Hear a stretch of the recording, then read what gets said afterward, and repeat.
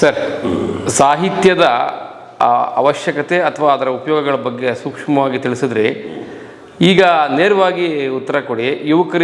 ಯುವಕರನ್ನ ಗಮನದಲ್ಲಿಟ್ಕೊಂಡು ಅವರು ಹೇಗೆ ಸಾಹಿತ್ಯ ಅಕಾಡೆಮಿಯನ್ನು ಅಪ್ಕೊಳ್ಬೋದು, ಬಳಸ್ಕೊಳ್ಬೋದು ಮತ್ತು ಅದರ ಸುತ್ತ ಸಂಪರ್ಕವನ್ನು ಕಲ್ಪಿಸ್ಕೊಳ್ಬೋದು, ಅದರಿಂದ ಬದುಕಿಗೆ ಹೇಗೆ ಒಳಿತನ್ನು ಕಂಡುಕೊಳ್ಬೋದು?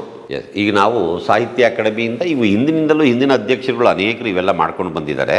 ಅದರಲ್ಲಿ ಕೆಲವನ್ನು ನಾನು ಮುಂದುವರಿಸ್ತಾ ಇದ್ದೀನಿ. ಒಂದು, ನಮ್ಮ ಗುರುಗಳು GS ಶಿವರುದ್ರಪ್ಪನವರು ಅಕಾಡೆಮಿ ಅಧ್ಯಕ್ಷರಾಗಿದ್ದಂಥ ಸಂದರ್ಭದಲ್ಲಿ ಯುವ ಕವಿಗೋಷ್ಠಿ ಅಂತ ಮಾಡೋರು. ಅದನ್ನು ಒಂದು ಇಡೀ ರಾಜ್ಯದಿಂದ ಎಲ್ಲ ಕವಿಗಳಿಂದ ಕವಿತೆಗಳನ್ನು ತರಿಸ್ಕೊಂಡು ಒಂದು 30-35 ವರ್ಷದ ಪ್ರಾಯದ ಒಳಗಡೆ ಇರುವಂಥ ಹುಡುಗರು ಹುಡುಗಿಯರು ಅವರ ಕವಿತೆಗಳು ತರಿಸ್ಕೊಂಡು ಅದರೊಳಗೆ ತುಂಬ ಚೆನ್ನಾಗಿರುವಂಥ ಕವಿತೆಗಳು ಜಿಲ್ಲೆಗೆ ಒಬ್ಬ ಕವಿ ರೀತಿಯಲ್ಲಿ ಆಯ್ಕೆ ಮಾಡಿ ಎಲ್ಲಾದರೂ ಒಂದು ಕಡೆ ಒಬ್ಬ ತರುಣ ಕವಿಯನ್ನೇ ಅಧ್ಯಕ್ಷೆಯನ್ನೋ ಮಾಡಿ ಅವರು ಕವಿಗೋಷ್ಠಿಗಳನ್ನ ಮಾಡ್ತಾಯಿದ್ರು. ಅದನ್ನು ಸಮ್ಮೇಳನಗಳು ಇಲ್ಲ ಕವಿಗೋಷ್ಠಿ ಯುವಕ ಕವಿಗೋಷ್ಠಿ ಅಂತಲೇ ಮಾಡೋರು ಶಿವರುದ್ರಪ್ಪನವರು. ಯುವ ಕಾವ್ಯ ಅಂತ ಅದನ್ನು ಪಬ್ಲಿಷ್ ಮಾಡೋರು ಆಮೇಲೆ. ಸೊ ಈಗ ಆ ರೀತಿ ಅಂದರೆ ನನ್ನನ್ನು ಕೂಡ ಅವಾಗ ನಾನು ಮಂಡ್ಯ ಜಿಲ್ಲೆಯಲ್ಲಿ ಮೇಷ್ಟ್ರಾಗಿದ್ದೆ. ಅವಾಗ ಆಯ್ಕೆ ಮಾಡಿದರು. ಶಿವಮೊಗ್ಗದಲ್ಲಿ ಕವಿಗೋಷ್ಠಿ ನಡೆದಿತ್ತು. ಅಲ್ಲಿಗೆ ಹೋಗಿದ್ದೆ, ನಾನು ಪದ್ಯ ಓದಿದೆ. ಒಂದು ರೀತಿ ಅವಾಗೆಲ್ಲ ನಮಗೊಂದು ಆತ್ಮವಿಶ್ವಾಸ, ಯಾವುದು ನನಗೆ ಒಂದು ಆತ್ಮವಿಶ್ವಾಸವನ್ನು ತಂದುಕೊಡೋಕ್ಕೆ ನಮ್ಮ ಗುರುಗಳು ಮಾಡಿದಂಥ ಶಿವರುದ್ರಪ್ಪನವರ ಕಾರ್ಯಕ್ರಮ ಇತ್ತು, ಅದನ್ನೀಗ ಮುಂದುವರಿಸಬೇಕು ಅಂತೆ ಯುವ ಕವಿಗೋಷ್ಠಿಯನ್ನು. ಅದನ್ನು ಮಾಡೋದ್ರಿಂದ ತುಂಬ ಜನ ಯುವಕರನ್ನ ನಾವು ಗುರುತಿಸಿ ಅವರಿಗೆ ಒಂದು ವೇದಿಕೆಯನ್ನು ಒದಗಿಸಿ ಕವಿತೆಗಳನ್ನ ಓದಿ ಅಂತ ನಾವೆಲ್ಲ ಕೇಳಿಸ್ಕೊಳ್ಳೋಕ್ಕೆ ಸಾಧ್ಯ ಆಗುತ್ತೆ ಒಂದು. ಆಮೇಲೆ ಈ ಹೊಸದಾಗಿ ಬರೆಯುವಂಥ ಹುಡುಗರಿಗೆ ಅವರ ಪ್ರಥಮ ಕೃತಿಗೆ ಈಗಾಗಲೇ ಅದೊಂದು ಇದೆ ನಮ್ಮಲ್ಲಿ ಪ್ರಶಸ್ತಿ ಕೊಡುವಂಥದ್ದು. ಅದನ್ನು ಕೂಡ ನಾವು ಮುಂದುವರಿಸ್ತಾ ಇದ್ದೀವಿ. ಆಮೇಲೆ ಕೆಲವರಿಗೆ ವಿಜ್ಞಾನದಲ್ಲಿ ಆಸಕ್ತಿ ಇರುತ್ತೆ, ತಂತ್ರಜ್ಞಾನದಲ್ಲಿ ಆಸಕ್ತಿ ಇರುತ್ತೆ. ಈಗ ಕೃತಕ ಬುದ್ಧಿಮತ್ತೆ ಇದೆಯಲ್ಲ, ಆರ್ಟಿಫಿಷಿಯಲ್ ಇಂಟೆಲಿಜೆನ್ಸು, ಅದರಲ್ಲಿ ಕೆಲವರು ಅದೇನು ಅಂತ ತಿಳಿಬೇಕಾಗಿರುತ್ತೆ. ಕೆಲವ್ರಿಗೆ ವೈದ್ಯಕೀಯ ವಿಜ್ಞಾನದಲ್ಲಿ, ತಾಂತ್ರಿಕ ವಿಜ್ಞಾನದಲ್ಲಿ, ಹಿಂಗೆ ಹಲವು ರೀತಿಯ ಆಸಕ್ತಿಗಳಿರುವಂಥ ಅನೇಕ ಜನ ತರುಣರನ್ನು ನಾನು ನೋಡಿದ್ದೀನಿ, ತರುಣಿಯರನ್ನೂ ನೋಡಿದ್ದೀನಿ. ಅವ್ರನ್ನೆಲ್ಲ ಒಟ್ಟಿಗೆ ಸೇರಿಸಿ ಕನ್ನಡದಲ್ಲಿ ಹೇಗೆ ವಿಜ್ಞಾನವನ್ನು ಬರೀಬೇಕು ಅನ್ನೋಂಥದ್ರ ಬಗ್ಗೆ ಒಂದು ವರ್ಕ್ಶಾಪ್ ಮಾಡ್ಬೋದಾ ಅನ್ನೋಂಥದ್ದಿದೆ. ಆಮೇಲೆ ಪೊಯಿಟ್ರಿ ವರ್ಕ್ಶಾಪು, ಕಾವ್ಯದ ಕಮ್ಮಟಗಳು, ಆಮೇಲೆ ಕಥಾ ಕಮ್ಮಟಗಳು, ನಾಟಕದ ಕಮ್ಮಟಗಳು, ಈಗ ಏನೇನು ಸಾಧ್ಯ ಆಗುತ್ತೋ, ಎಲ್ಲೆಲ್ಲಿ ಸಾಧ್ಯ ಆಗುತ್ತೋ ಇಡೀ ರಾಜ್ಯದ ವ್ಯಾಪ್ತಿ ಒಳಗಡೆ ಅದನ್ನೆಲ್ಲ ನೋಡಿಕೊಂಡು ಕಮ್ಮಟಗಳನ್ನ ಮಾಡೋದ್ರ ಮೂಲಕ ಅಲ್ಲೊಂದು 50 ಜನವೋ 100 ಜನವೋ ಶಿಬಿರಾರ್ಥಿಗಳು ಬರ್ತಾರೆ. ಅವ್ರಿಗೆ ಹೊಸದಾಗಿ ಬರೆಯೋರು ವಾಟ್ ಈಸ್ ಪೊಯಿಟ್ರಿ ಅನ್ನೋಂಥದ್ದನ್ನು ಅದನ್ನು ಹೇಳ್ಕೊಳಕ್ಕಾಗಲ್ಲ ನಮಗೆ. ಪೊಯಿಟ್ರಿ ಅಂತ ಏನು ಅಂತ ಗೊತ್ತಿದ್ರೆ ನಾನು ಇನ್ನೂ ಮಹಾಕವಿ ಆಗ್ಬಿಡ್ತಿದ್ನೋ ಏನೋ ಗೊತ್ತಿಲ್ಲ. ಅದನ್ನ ಅಷ್ಟು ಸುಲಭವಾಗಿ ಹೇಳ್ಕೊಳಕ್ಕಾಗಲ್ಲ. ಆದರೆ ನಮ್ಮ ಈಗಾಗಲೇ ಇರುವ ಮಾದರಿಗಳನ್ನ ಇಟ್ಕೊಂಡು ನೋಡ್ರಪ್ಪ, ಈ ಥರ ಹಿಂದಿನ ಕವಿಗಳು ಬರೆದಿದ್ದಾರೆ, ನೀವು ಬರಿಬೇಕಾಗತ್ತೆ ಮತ್ತು ಇವ್ರನ್ನ ಮೀರಬೇಕಾಗತ್ತೆ. ಇವ್ರನ್ನ ಮೀರಿದಾಗ ಮಾತ್ರ, ನೀವು ಪಂಪನ್ನು ಮೀರಿದಾಗ ಜನ ನಿಮ್ಮ ಪದ್ಯ ಓದ್ತಾರೆ ಹೊರತು ಇಲ್ಲ ಪಂಪಂದು ಓದ್ತಾರೆ. ಕುಮಾರವ್ಯಾಸನ ಥರ ಕುವೆಂಪು ಥರನೇ ಬರ್ಕೊಂಡು ಕೂತಿರ್ತೀನಿ ನಾನು ಅಂದರೆ ಅವರೆಲ್ಲರೂ ನನಗಿಂತ ಚೆನ್ನಾಗಿ ಕುವೆಂಪುನೇ ಬರೆದವ್ರೆ, ಕುಮಾರವ್ಯಾಸ, ಸರ್ವಜ್ಞ ಅವರೆಲ್ಲ ಬರೆದಿದ್ದಾರೆ. ಅವ್ರನ್ನ ಓದ್ತಾರೆ ಹೊರತು ನನ್ನನ್ನು ಹೊಸ ಕಾಲದವನ್ನ ನೀನು ಹುಡುಗ ಇದೆಯಾ, ನಿನ್ನ ಕವಿತೆ ನೀ ಯಾಕೆ ಓದ್ತಾರೆ ಅಂದರೆ, ನೀನು ಇವರನ್ನೆಲ್ಲ ಮೀರುವ ಹಾಗೆ ಬರೀಬೇಕು ಅಂದರೆ ಮೊದಲು ಇವ್ರನ್ನ ಅರ್ಥ ಮಾಡ್ಕೋ. ಈ ಮಾದರಿಗಳನ್ನು ನೀನು ಮೀರಿ ನಿಂತು ಕಾವ್ಯವನ್ನು ರಚನೆ ಮಾಡಬೇಕಾಗ್ತದೆ. ಅವಾಗ ನಿನಗೆ ನಿನ್ನದೇ ಆದಂಥ ಒಂದು ದಾರಿ ಕಾಣುತ್ತೆ. ಅದನ್ನು ನೀನು ಹುಡ್ಕೋಬೇಕು ಅಂತೇಳಿ ಈ ವರ್ಕ್ಶಾಪ್ಗಳಲ್ಲಿ ನಾವು ತಿಳಿಸ್ಕೊಡೋದಕ್ಕೆ ಸಾಧ್ಯ ಇದೆ. ಸೊ ಆ ವರ್ಕ್ಶಾಪ್ಗಳ ಮೂಲಕ ತರುಣಿಯರನ್ನು ನಾವು ಬೆಳೆಸೋದಕ್ಕೆ ಮಾಡ್ಬೋದು. ಆಮೇಲೆ ಅವರ ಪುಸ್ತಕಗಳಿಗೆ ಪ್ರಶಸ್ತಿ ಕೊಡುವಂಥದ್ದು ಇರ್ಬೋದು. ಆಮೇಲೆ ನಮ್ಮಲ್ಲಿ ವಾರ್ಷಿಕಗಳು ಬರ್ತವೆ, ಕಾವ್ಯ ಇಡೀ ವರ್ಷದ ಕವಿತೆಗಳು ಯಾವ್ಯಾವ ಪತ್ರಿಕೆಗಳಲ್ಲಿ ಪ್ರಕಟ ಆಗಿರೋವು, ಸಾಹಿತ್ಯದ ಪತ್ರಿಕೆಗಳಲ್ಲಿ ಪ್ರಕಟ ಆಗಿರೋವು, ಈಗ ಫೇಸ್ಬುಕ್ಕು ಈ ಥರ ಸಾಮಾಜಿಕ ಜಾಲತಾಣಗಳಲ್ಲಿ ಬರೀತಾ ಇದ್ದಾರೆ. ಇದು ಭಾಳ ದೊಡ್ಡ ವೇದಿಕೆ ಆಗಿದೆ ಕವಿಗಳಿಗೆ, ನಮ್ಮ ಕಾಲದ ಕವಿಗಳಿಗೆ ತುಂಬ ಬಹುದೊಡ್ಡ ಅವಕಾಶವನ್ನು ಈ ಫೇಸ್ಬುಕ್ಕು ಇವೆಲ್ಲ ವಾಟ್ಸಪ್ಪು ಇವೆಲ್ಲ ಒದಗಿಸ್ತಾ ಇದ್ದಾವೆ. ಅಲ್ಲಿ ಪ್ರಕಟ ಆಗಿರೋ ಅವರು ಪಬ್ಲಿಷ್ ಮಾಡಿರೋಂಥ ಕವಿತೆಗಳಿರ್ಬೋದು. ಇಂಥವುಗಳನ್ನು ಗುರುತಿಸಿ ಸಂಪಾದನೆ ಮಾಡೋಕ್ಕೆ ಒಬ್ಬ ಸಂಪಾದಕನನ್ನು ನೇಮಕ ಮಾಡಿ ಅವನಿಗೆ ಆ ಜವಾಬ್ದಾರಿ ಕೊಟ್ಟು ಅದ್ರ ಬಗ್ಗೆ ಒಂದು ಪ್ರಸ್ತಾವನೆ ಎಲ್ಲ ಬರೆದು ಇದನ್ನು ಪ್ರಕಟ ಮಾಡೋದಕ್ಕೆ ನಮಗೆ ಸಂಕಲನ ಮಾಡಿ ಕೊಡಪ್ಪ ಅಂತ ಹೇಳ್ಬಿಟ್ಟು ಕೇಳುವಂಥದ್ದು. ಇದು ಕಾವ್ಯ, ನಾಟಕ, ವಿಮರ್ಶೆ. ನಾಟಕ ಇರೋಲ್ಲ, ನಾಟಕ ಸ್ವಲ್ಪ ಸುದೀರ್ಘ ಆಗಿಬಿಡ್ತದೆ. ಈ ವಿಮರ್ಶೆ, ಪ್ರಬಂಧ, ವಿಜ್ಞಾನ ಸಾಹಿತ್ಯ ಇಂಥದ್ರ ಬಗೆಗೆ ವಾರ್ಷಿಕಗಳು ಬರ್ತವೆ. ಆಮೇಲೆ ನಮ್ಮಲ್ಲಿ ಅನಿಕೇತನ ಅಂತ ಒಂದು ಪತ್ರಿಕೆ ಬರುತ್ತೆ, ಭಾಳ ಅದ್ಭುತವಾದಂಥ ಅಕಾಡೆಮಿಯ ಮುಖವಾಣಿ. ಅಕಾಡೆಮಿಯ ಮುಖವಾಣಿಯಾಗಿ ಒಂದು ವಾರ್ತಾಪತ್ರ ಕೂಡ ಬರ್ತದೆ. ಅದ್ರ ಜೊತೆಗೆ ಅನಿಕೇತನ ಅಂತಂದರೆ ಏನು ಅಂತಂದರೆ ಅದು ಸಾಹಿತ್ಯದ ಪತ್ರಿಕೆ. ಅಕಾಡೆಮಿ 3 ತಿಂಗಳಿಗೆ ಒಂದು ಸರಿ ಪ್ರಕಟ ಮಾಡುವಂತಹ ಸಾಹಿತ್ಯದ ಅದು ಕನ್ನಡ ಭಾಷೆಯಲ್ಲಿರುತ್ತೆ, ಇಂಗ್ಲೀಷ್ ಭಾಷೆಯಲ್ಲಿರುತ್ತೆ. ಸೊ ಅದಕ್ಕೆ ಒಬ್ಬೊಬ್ಬರು ಇಂಗ್ಲೀಷ್ ಭಾಷೆಗೊಬ್ಬರು, ಕನ್ನಡ ಭಾಷೆಗೊಬ್ಬರು ಅಂತೇಳಿ ಸಂಪಾದಕರನ್ನು ನೇಮಕ ಮಾಡಿಕೊಂಡು ಅವರ ಮೂಲಕ ಅವರ ಅನಿಕೇತನದಲ್ಲಿ ಹೊಸದಾಗಿ ಬರೆಯೋರ ಕವಿತೆಗಳು, ಪ್ರಬಂಧಗಳು, ವಿಮರ್ಶೆಗಳು ಇವೆಲ್ಲವನ್ನು ಸೇರಿಸಿ ಪತ್ರಿಕೆಯನ್ನು ಮಾಡೋದರಿಂದಾಗಿ ಅವ್ರಿಗೊಂದು ಪ್ರೋತ್ಸಾಹ ಸಿಗುತ್ತೆ. ಇನ್ನು ವಿಚಾರ ಸಂಕಿರಣಗಳಿರ್ಬೋದು ಅಥವಾ ಬೇರೆ ಬೇರೆ ಏನು ಕಾರ್ಯಕ್ರಮಗಳಿರ್ಬೋದು, ಇಂಥದ್ದನ್ನೆಲ್ಲ ರೂಪಿಸೋದ್ರ ಮೂಲಕ ಹೆಚ್ಚು ಜನ ಯುವತಿಯರನ್ನು ಇದರೊಳಗಡೆ ತೊಡಗಿಸೋದಕ್ಕೆ ಪ್ರಯತ್ನ ಮಾಡಿದೆ. ಅಕಾಡೆಮಿಯ ರೂಪುರೇಷೆಗಳ ಬಗ್ಗೆ ಮಾತಾಡಿದ್ರಿ. ವೈಯಕ್ತಿಕವಾಗಿ ಒಬ್ಬ ಹಿರಿಯ ಸಾಹಿತಿಯಾಗಿ ಸಾಹಿತ್ಯ ಅಕಾಡೆಮಿಯ ಸಾರಥ್ಯವನ್ನು ವಹಿಸ್ಕೊಂಡ ನಂತರ ನಿಮ್ಮದೇ ಆದ ಏನಾದರೂ ವೈಯಕ್ತಿಕ ರೂಪುರೇಷೆಗಳೇನಾದರೂ ಇದ್ದಾವ ಅಂತ? ಇದ್ದಾವೆ. ಈಗ ರೆಗ್ಯುಲರ್ ಫಾರ್ಮ್ಯಾಟನ್ನು. ಹೌದೌದು. ನೋಡಿ, ಒಂದು ಭಾಳ ಮುಖ್ಯವಾದ್ದೇನು ಅಂತಂದರೆ ತುಂಬ ಒಂದು ಆರೋಪ ಇದೆ, ಈ ಸಾಹಿತ್ಯ ಅಕಾಡೆಮಿ ವಿದ್ವತ್ ವಲಯದಲ್ಲೇ ಇದೆ, ಅಲ್ಲೇ ಬಂದಿ ಆಗಿಬಿಟ್ಟಿದೆ, ಸಾಮಾನ್ಯ ಜನರಿಗೆ ಬಳಿಗೆ ಬರ್ತಾ ಇಲ್ಲ. ನನ್ನ ಉದ್ದೇಶ, ಈಗ ಅಕಾಡೆಮಿಯ ಉದ್ದೇಶ ಏನು ಅಂದರೆ ಸಾಹಿತ್ಯವನ್ನು ಸಾಮಾನ್ಯ ಜನರ ಬಳಿಗೆ ತಗೊಂಡೋಗುವಂಥದ್ದಿದೆ. ಸೊ ಇನ್ನೊಂದೇನು ಅಂತಂದರೆ ಒಂದು ಕನ್ನಡ ಭಾರತಿ ಅಂತ ಒಂದು ಪುಸ್ತಕದ ಒಂದು ಮಾಲಿಕೆಯನ್ನು ರೂಪಿಸ್ತಾ ಇದ್ದೀವಿ. ಅದಕ್ಕೆ 2 ಸಂಪಾದಕರು, ಒಬ್ಬರು ತಲಕಾಡು ಚಿಕ್ಕರಂಗೇಗೌಡ ಅಂತ, ಡಾಕ್ಟರ್ ತಲಕಾಡು ಚಿಕ್ಕರಂಗೇಗೌಡ, ಅವರು ಇತಿಹಾಸ ತೆಗೆದರು, ಮತ್ತು ಇನ್ನೊಬ್ಬರು ಡಾಕ್ಟರ್ ಚಿನ್ನಸ್ವಾಮಿ ಸೋಸಲೆ MP ಯೂನಿವರ್ಸಿಟಿಯಲ್ಲಿದ್ದಾರೆ. ಅವ್ರನ್ನ ಸಂಪಾದಕರನ್ನಾಗಿ ನಾವು ಈಗಾಗಲೇ ಆಯ್ಕೆ ಮಾಡ್ಕೊಂಡಿದ್ದೀವಿ. ಅವರ ಮೂಲಕ 100 ಜನ, ಅಂದರೆ ಹೊಸ ಕಾಲದ ಹುಡುಗರಿರ್ಬೋದು, ಹುಡುಗಿಯರಿರ್ಬೋದು, ಅಥವಾ ಶಾಲೆಯಲ್ಲಿ ಓದೋರು, ಕಾಲೇಜಿನಲ್ಲಿ ಓದೋರು, ಅಥವಾ ಸಾರ್ವಜನಿಕರಿರ್ಬೋದು, ಇವರಿಗೆ ಪ್ರೇರಣೆಯನ್ನು ಕೊಡಬಲ್ಲಂತಹ ಪರ್ಸನಾಲಿಟೀಸ್, ವ್ಯಕ್ತಿತ್ವಗಳು, ಆ ವ್ಯಕ್ತಿತ್ವಗಳ ಬಗ್ಗೆ ಸಣ್ಣ ಸಣ್ಣ ಪುಸ್ತಕ. ಹೇಗೆ ನಮಗೆ ಎಂಥ ಒಂದು ಮಾದರಿ, ಇದಕ್ಕೆ ಮಾದರಿ ಯಾವುದು ಅಂತಂದರೆ, ಕುವೆಂಪು ಅವರು ಮೈಸೂರು ವಿಶ್ವವಿದ್ಯಾಲಯದ ಉಪಕುಲಪತಿಗಳಾಗಿದ್ದ ಸಂದರ್ಭದಲ್ಲಿ ಪ್ರಸಾರಾಂಗದಿಂದ ಪ್ರಚಾರೋಪನ್ಯಾಸ ಮಾಲೆ ಅಂತ ಮಾಡೋರು. 4 ಆಣಿ ಪುಸ್ತಕ, ಸಣ್ಣ ಸಣ್ಣ ಪುಸ್ತಕಗಳು. ಅದನ್ನು ನಾವೇ ಚಿಕ್ಕ ಹುಡುಗರಿದ್ದಾಗ 4 ಆಣಿ ಕೊಟ್ಟು ನಮ್ಮಪ್ಪ ಪೆಪ್ಪರ್ಮೆಂಟ್ಗೋ ಬಿಸ್ಕೆಟ್ಗೋ ಕೊಟ್ಟಿದ್ದ ಕಾಸಿನೊಳಗಡೆ ಹೋಗಿ ಆ ಪುಸ್ತಕ ತಗೊಂಬಂದು ಓದ್ತಾ ಇದ್ದೋ. ಅನೇಕ ವಿಷಯಗಳನ್ನು ಆ ಪುಸ್ತಕಗಳ ಮೂಲಕ ನಾವು ತಿಳಿಯೋಕ್ಕೂ ಸಾಧ್ಯ ಇತ್ತು. ಆ ಥರವಾಗಿ ಈಗಲೂ ಕೂಡ ಈ ಕನ್ನಡ ಭಾರತಿ ಅಂತ ಒಂದು ಪುಸ್ತಕ ಶ್ರೇಣಿಯನ್ನು ಮಾಡ್ತಾಯಿದ್ದೀವಿ. 100 ಪುಸ್ತಕಗಳು ಮೊದಲ ಹಂತದಲ್ಲಿ ಪ್ರಕಟ ಆಗುವಂಥ ಇದ್ದಾವೆ. 100 ಜನ ಲೇಖಕರು, ಕರ್ನಾಟಕದ ಎಲ್ಲ ಭಾಗಗಳಿಂದಲೂ ಆಯ್ದ ಲೇಖಕರಿಂದ ಅದನ್ನು ಬರೆಸ್ತಾ ಇದ್ದೀವಿ.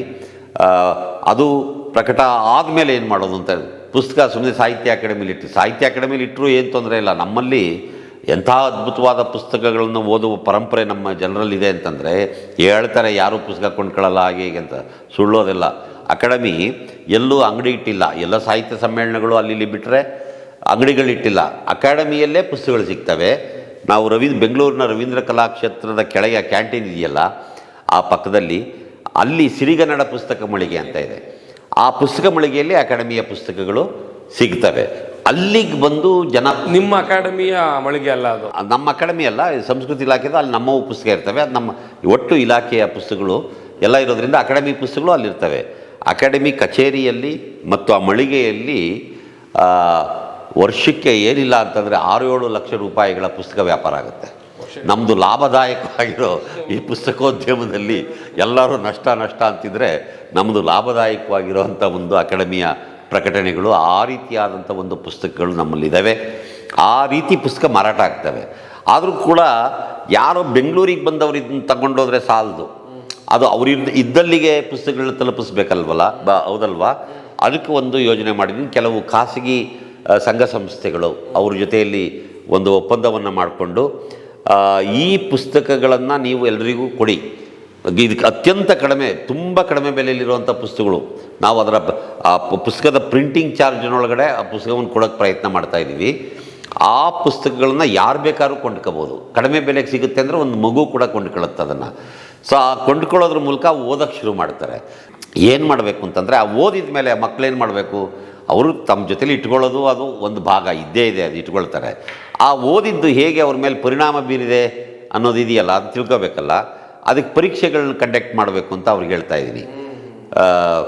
ಅವರು ಅದನ್ನು ಕೆಲವರು ಈಗಾಗಲೇ ನಮಗೆ ಪ್ರಪೋಸಲ್ ಕೊಟ್ಟಿದ್ದಾರೆ, ಅದರಲ್ಲಿ ಯಾರಾದರೂ ಒಬ್ಬರನ್ನ ಆಯ್ಕೆ ಮಾಡಿ ನಾವೇನು ಮಾಡ್ತೀವಿ ಅಂತಂದರೆ ಅವ್ರಿಗೆ ವಹಿಸ್ತೀವಿ.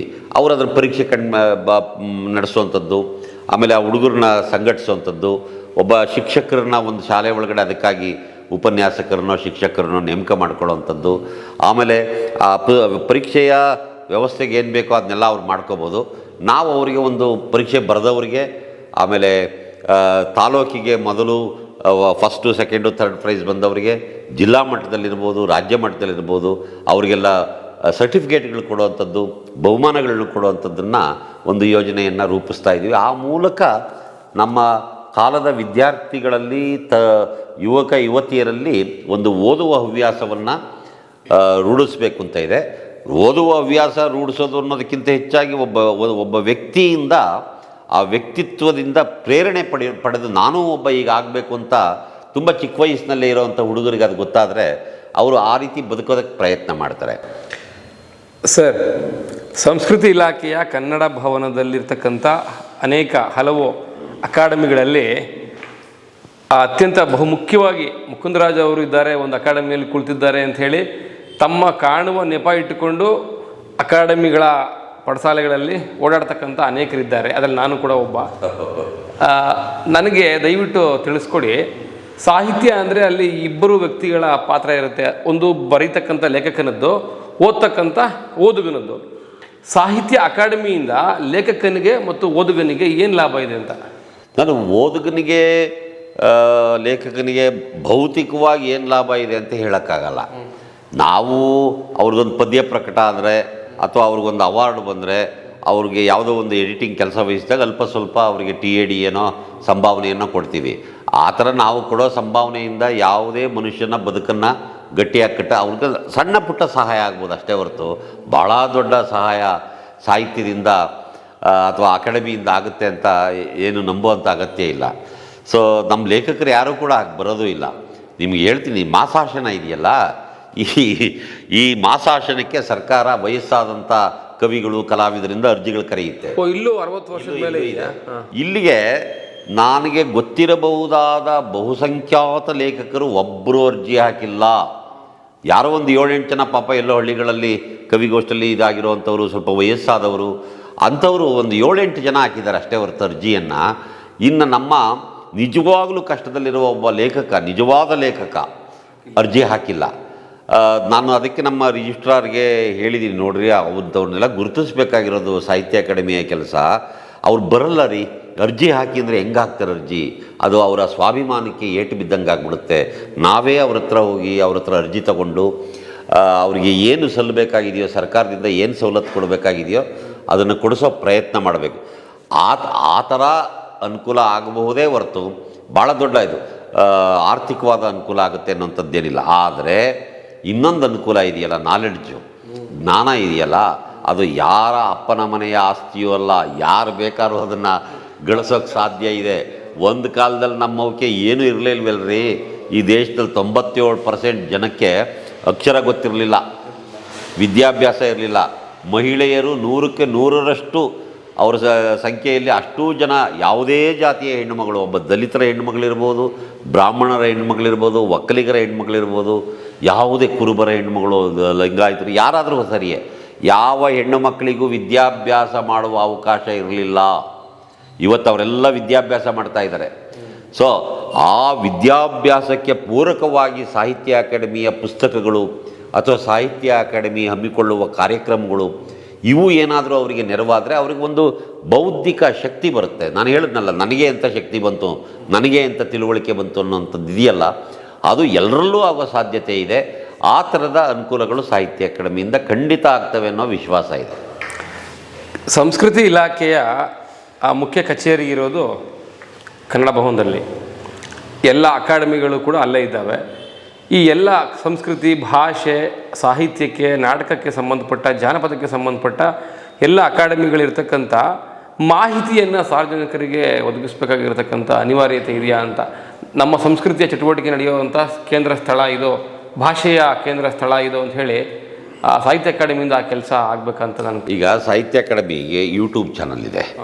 ಅದ್ರ ಮೂಲಕ ನಾವು ಮಾಡೋ ಕಾರ್ಯಕ್ರಮಗಳನ್ನೆಲ್ಲ ಅಪ್ಲೋಡ್ ಮಾಡ್ತಾ ಇರ್ತೀವಿ. ಸೊ ಜನ ಅವ್ರು ಕೂತಿತ್ತವೂ ನೋಡ್ಬೋದು. ಆಮೇಲೆ ಸಭೆ ಸಮಾರಂಭಗಳನ್ನು ಬೇರೆ ಬೇರೆ ಜಿಲ್ಲೆಗಳಲ್ಲಿ, ತಾಲೂಕು ಕೇಂದ್ರಗಳಲ್ಲಿ, ಬೆಂಗಳೂರಿನಲ್ಲೂ ಸೇರಿದಾಗೆ ಏರ್ಪಾಟ್ ಮಾಡ್ತೀವಿ.